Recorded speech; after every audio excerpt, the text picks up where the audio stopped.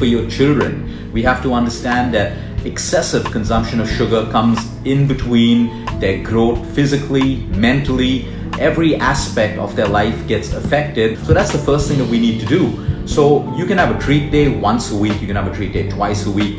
Negotiate with your children. The second thing is the amount of time that they're given with gadgets and video games. That excessive use of video games, gadgets, iPads are making your children more lonely and more depressed. And it's also making them more hyperactive. They need constant stimulation, which they then cannot find in a classroom. They can't find it in normal life. The next thing, parents have this common problem of filling their child's plate up with too much of food. When their little minds see a lot of food on the plate, they automatically get turned off and they start resisting it. The reason that we're against milk today, most of the samples of milk in India and even across the West are adulterated. So we need to break away from that myth of breakfast being the most important meal if it doesn't suit you. So all this peer pressure, all this extra pressure to make children, more successful in life is actually having a negative impact on most of them. We as parents are responsible for putting peer pressure on most of these children today. And guess what? You compromise the sleep of a child, you compromise their growth, you compromise their development,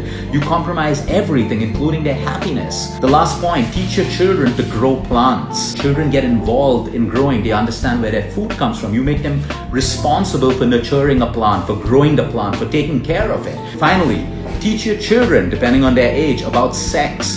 Do not wait for schools to do it. So it's our responsibility to create a safe environment for them, an environment of trust, where your child can tell you anything and everything so that we can help them better to evolve into, great adults.